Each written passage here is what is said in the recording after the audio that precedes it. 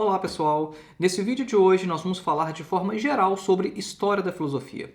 Nós vamos abordar um bocado de assuntos aqui e é basicamente o seguinte. Inicialmente nós vamos apresentar algumas ideias de Hegel sobre a história da filosofia, o que ela é e também o que ela não é.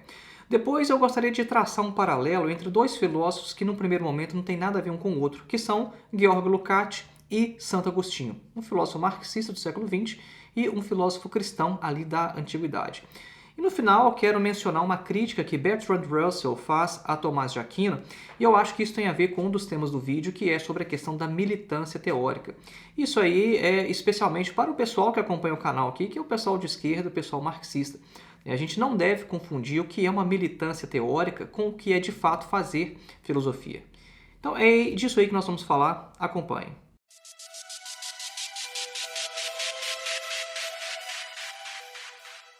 Inicialmente, eu gostaria de apresentar algumas ideias de Hegel sobre a história da filosofia que estão nessa obra aqui, as suas preleções sobre a história da filosofia, o volume 1. Logo na introdução, ele vai falar algumas coisas muito interessantes sobre o que é a história da filosofia e como que nós devemos encará-la.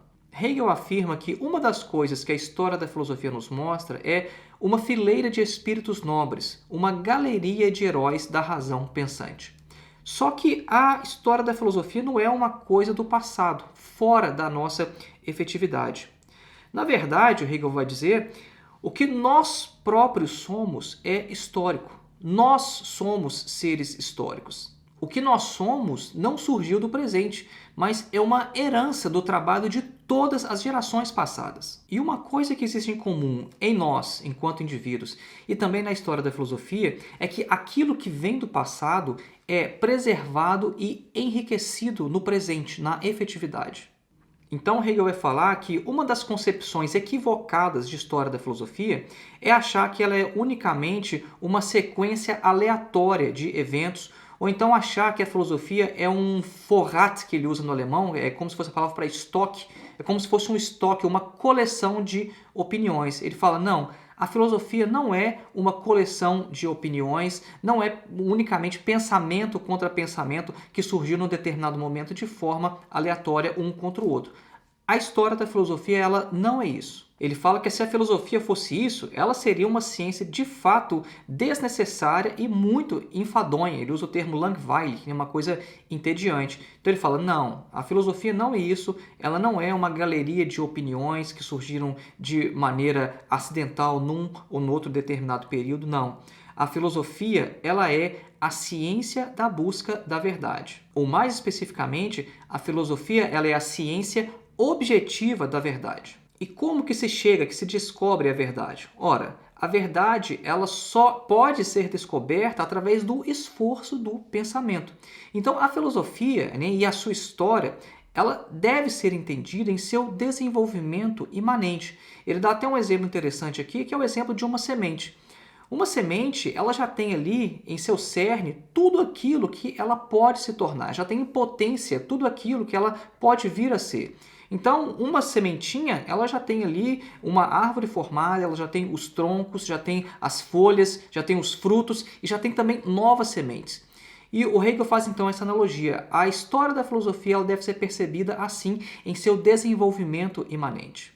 Quando a gente observa, então, como se desenvolvem as escolas filosóficas, a gente percebe exatamente este modelo, este padrão, inclusive com o marxismo. Né? Vamos pegar, então, aqui, né, mais próximo de nós historicamente, vamos analisar como que o marxismo surgiu. Ora, o próprio Engels e também o Marx, eles reconhecem que se não fosse Hegel, não haveria pensamento marxista. A gente pode ver claramente no pensamento de Marx esses momentos de preservação e de enriquecimento de uma herança do passado. Não haveria pensamento marxista sem Hegel, sem Feuerbach, sem os economistas clássicos, né, como Adam Smith e o David Ricardo. Não seria possível haver pensamento marxista sem isso. E o que é importante ressaltar aqui é que muitas vezes, quando a gente lê as obras de Marx e a gente percebe diversas críticas a outros filósofos do passado, o que fica na nossa mente, né, o que fica ressaltado ali, é o momento negativo, é o momento de crítica, o momento de destruição. Só que, ao mesmo tempo com essa crítica, estão também os momentos de preservação e de enriquecimento. E é por isso que a gente tem que tomar cuidado quando a gente vai falar sobre história da filosofia, porque tem-se a ideia de que o Marx, então, poderia ter desenvolvido tudo sozinho da própria cabeça, que indiferente, né, egal, né, como diz no alemão, se o Hegel tivesse existido ou não, se o Feuerbach tivesse feito a crítica que ele fez a Hegel ou não, se Adam Smith tivesse escrito os livros que ele escreveu ou não. E a coisa não é assim, né? Novas escolas de pensamento, novas tendências filosóficas, elas surgem sempre dessa maneira, dessa interação com o passado. Certa vez me pediram para escrever um artigo sobre filosofia burguesa versus filosofia marxista. Eu acabei que eu não escrevi porque eu percebi que o que eu iria escrever não seria exatamente o que a pessoa estava me pedindo, né? Porque ela esperava, né, eu conheci essa pessoa, ela esperava que eu escrevesse alguma coisa demolindo completamente a filosofia burguesa. Ora, a filosofia burguesa está dentro do marxismo. Hegel é filosofia burguesa. Hegel é o ápice da filosofia burguesa. E é da filosofia burguesa que veio a dialética. Então a gente não pode fazer essa coisa maniqueísta, sabe? Tipo preto no branco, bem e mal, porque as coisas não funcionam desse jeito. Existe sempre um momento de preservação e um momento de enriquecimento. E a gente tem que tomar cuidado para não fazer com que o acento recaia unicamente no momento de crítica, no momento de negação. Nós já demos aqui então o exemplo de como o próprio marxismo ele vem da filosofia burguesa. Ele precisa, né, dessa herança do passado para se constituir. Né? No próprio marxismo estão presentes tanto os momentos de negação quanto os momentos de preservação e de enriquecimento, de elevação a um nível superior, que é o que Hegel chama de Aufhebung no alemão. Nós temos um vídeo aqui no canal explicando um pouco sobre esse conceito. Agora, eu gostaria de mencionar mais dois filósofos que também fizeram algo semelhante para a gente fixar melhor de como é que essa coisa ela acontece durante a história e que, na verdade, esse é o próprio movimento da filosofia. E aqui, então, que eu gostaria de fazer um paralelo entre Santo Agostinho, filósofo cristão ali da Antiguidade, na passagem da Antiguidade para a Idade Média, e o Georg Lukács, filósofo marxista do século XX. Bom, o que esses dois têm em comum, Georg Lukács e Santo Agostinho? Ambos passaram por uma conversão. No caso de Santo Agostinho, foi uma conversão também religiosa ao cristianismo, mas, sobretudo, uma conversão intelectual. E o Agostinho faz umas observações muito interessantes sobre um debate que estava tendo na época ali, que era o seguinte: olha, a gente está formando aqui a teologia cristã, né? Agostinho ali mais ou menos no século IV depois de Cristo, e o que a gente faz com a herança da filosofia grega? Qual que é a nossa relação enquanto cristãos com a chamada filosofia pagã? E ele faz umas observações muito interessantes nessa pequena obra aqui, que se chama Sobre a Doutrina Cristã. E no segundo livro, mais ou menos ali no parágrafo 41, ele vai fazer uma analogia entre o que os cristãos devem fazer com a herança intelectual da filosofia grega, com a filosofia pagã, uma analogia com a saída dos judeus do Egito, né, o chamado Êxodo. Então vejam só que interessante, ele diz mais ou menos o seguinte, olha, que quando a gente observa, né, os chamados filósofos, a gente observa que eles, às vezes, acidentalmente, né, eles disseram coisas que são verdadeiras e que são apropriadas para a nossa fé. Né? Ele está dizendo ali a fé cristã. E ele fala que assim como os judeus saíram do Egito, liderados por Moisés, trazendo diversos tesouros do Egito, assim também, quando um cristão ele se converte, ele sai do chamado mundo e vem para a igreja, né, para o reino dos céus, o cristão em sua conversão ele tem que trazer também os tesouros intelectuais dos pagãos para a igreja. E é isso que o Santo Agostinho fez, por exemplo, com o pensamento de Plotino. Né? Plotino que fez uma síntese interessante, né, com o platonismo, né? E ele é o responsável pela criação do chamado neoplatonismo, ou pelo menos é o principal representante do neoplatonismo. Então o Plotino ele foi extremamente importante para o Santo Agostinho. Então o Santo Agostinho ele já tinha uma certa bagagem filosófica, né? Ele foi maniqueu, passou por essa seita, ele foi cético também, né? Já tinha uma certa bagagem filosófica e quando ele se tornou cristão, o que ele fez? Ele trabalhou essa herança, isso que ele trouxe da sua vida antes do cristianismo, junto com as chamadas verdades da fé. Então a gente tem a obra de Santo Agostinho, que é uma síntese muito inteligente entre o pensamento antigo e os dogmas da igreja, assim, entre a revelação, entre a Bíblia, né? Então foi isso que o Santo Agostinho fez e é uma imagem extremamente interessante. Agora, essa posição dele não era consensual. Existia um cara muito importante também na história da igreja chamado Tertuliano.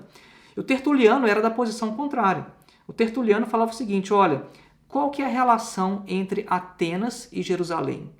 Ou entre a academia e a igreja? A academia, nesse caso, é a chamada Academia de Platão.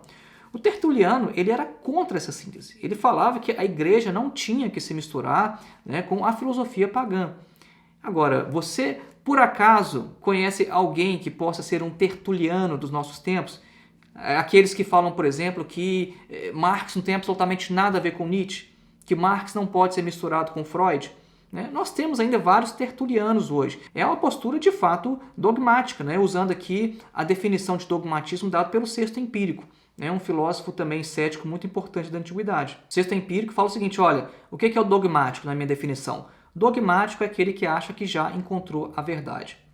Então a gente percebe que tem muito, né, no pensamento de esquerda, no pensamento marxista, essa ideia de que o marxismo, para ser ortodoxo, ele tem que ser um pensamento que não se mistura com nada. Então, por isso, versus filosofia burguesa. Filosofia marxista, materialista, versus filosofia idealista, filosofia burguesa. Agora, não percebe que o idealismo alemão foi essencial para a formação do marxismo. Então, a gente percebe aqui esse padrão numa discussão antiga, né, da filosofia, lá na antiguidade. A gente tem, então, essa postura aqui do Santo Agostinho, né, na relação da teologia com a filosofia pagã, e a gente tem também a antítese dele, que é o tertuliano, que achava que não tinha que misturar nada. De maneira semelhante foi o Lukács aqui no século XX.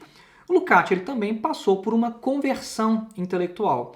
O Lukács ele mesmo fala isso, quem lê as obras autobiográficas do Lukács vai ver que ele fala, olha, ele tinha um determinado caminho de desenvolvimento, ele passou ali por Kant, depois ele se encantou por Hegel, teve um momento que ele se aproximou muito de Max Weber, de Sorel, e depois, quando chegou o período da Revolução Russa, né, aquele abalo, né, no mundo, né, no final da Primeira Guerra Mundial, 1917, ele então voltou os seus olhos para o marxismo e de fato falou, é isso aí que vai resolver os vários problemas teóricos que eu estou encontrando aqui no meu percurso intelectual. E o que o Lukács fez? O Lukács ele trouxe toda aquela bagagem filosófica que ele já tinha e fez uma síntese genial entre o pensamento de Marx e o pensamento de Hegel. Não que isso já não estivesse no próprio Marx, né? Agora, a questão é que o Lukács ele conseguiu fazer uma leitura hegeliana do marxismo como ninguém conseguia fazer na época dele. Isso justamente porque ele trouxe essa bagagem intelectual que ele já tinha antes de seu encontro com o marxismo para as suas reflexões marxistas.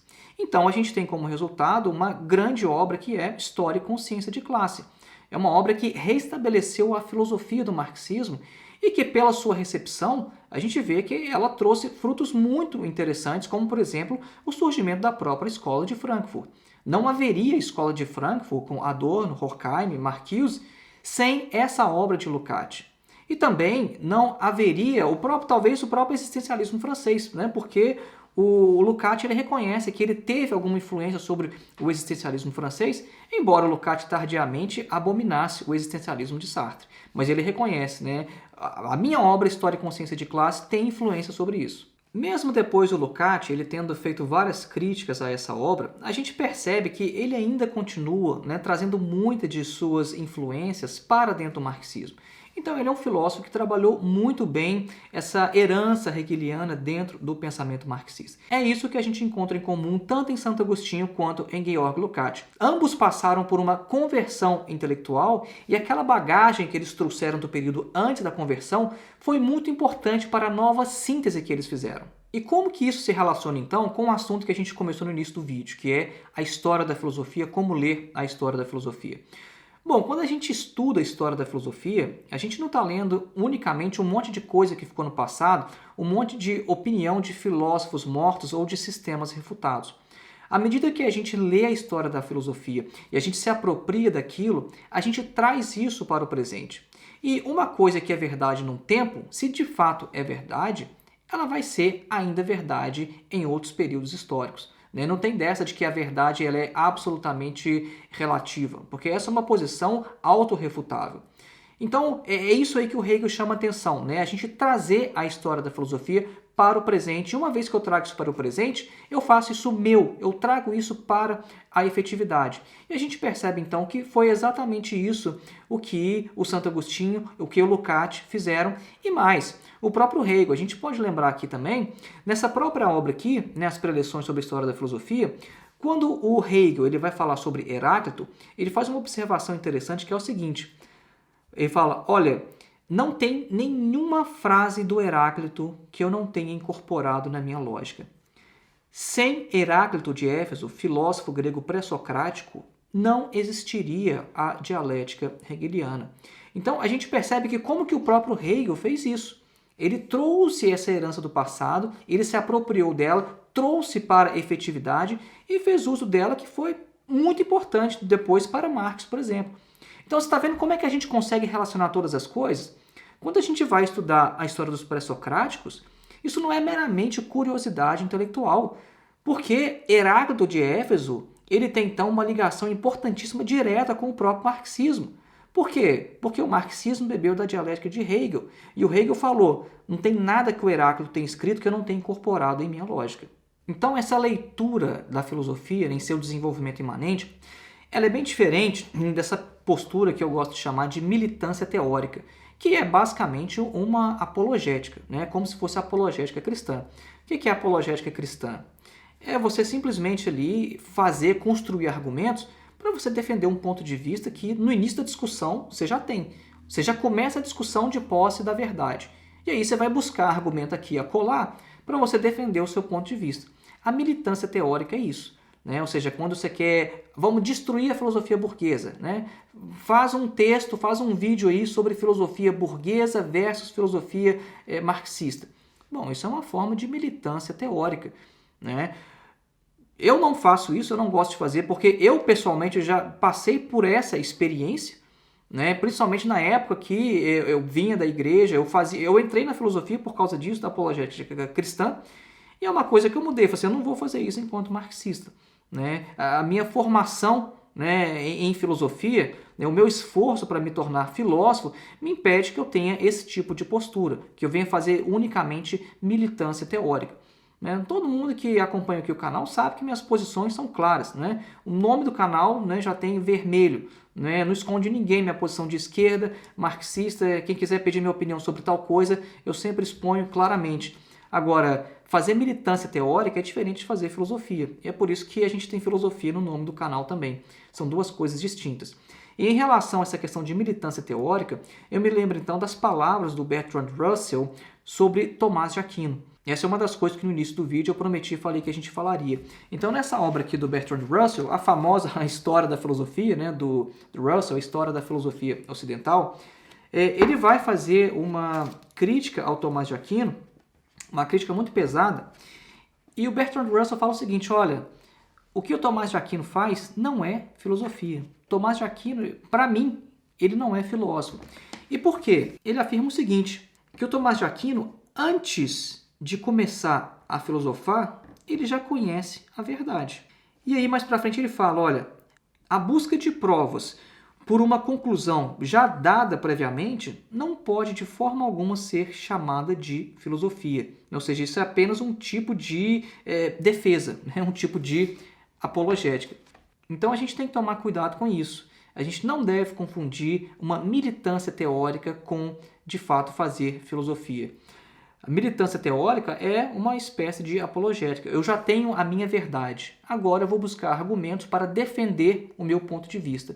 Isso aí não é exatamente o que é filosofia. O Bertrand Russell, inclusive, ele continua e faz uma comparação com Sócrates. Fala assim, olha, o Sócrates ele entrava numa discussão sem saber onde que aquilo ia levar, qual que seria o resultado. Tomás de Aquino não faz isso. Tomás de Aquino não começa uma discussão sem saber qual será o resultado. Ele já começa a discussão de posse da verdade. Isso não é fazer filosofia. Então isso é semelhante ao que fazem os militantes teóricos, né? esse pessoal que qualquer coisa que eles ouçam falar que não é exatamente o ponto de vista deles, né, um mínimo desvio, entre aspas, do marxismo, já tem logo a pecha de decadente, de revisionismo, ou seja o que for. Então, resumindo qual que foi o nosso assunto aqui hoje, a gente viu que para Hegel a história da filosofia não pode ser considerada unicamente uma coleção de opiniões que surgiram de forma aleatória em um ou outro período histórico. A filosofia ela deve ser entendida em seu desenvolvimento imanente. A filosofia ela é a ciência objetiva da verdade. E a gente viu então que para a filosofia se desenvolver é essencial os momentos de preservação e de enriquecimento da herança que recebemos do passado. E a gente viu que foi exatamente isso que Marx fez. O marxismo não existiria sem Hegel, sem Feuerbach, ou então sem os economistas ingleses clássicos. E a gente viu também que Georg Lukács e Santo Agostinho são filósofos nesse sentido. São filósofos que conseguiram ver verdades em sistemas de pensamento com os quais eles não estavam inteiramente de acordo, né? Ambos passaram por um momento de conversão intelectual e fizeram sínteses geniais justamente porque fizeram uso dessa herança. Então foi esse aí o nosso vídeo de hoje. Deixa aí o seu like, o seu comentário e compartilhe esse vídeo com seus amigos nas redes sociais. Inscreva-se no canal se ainda não é inscrito e um grande abraço e até a próxima.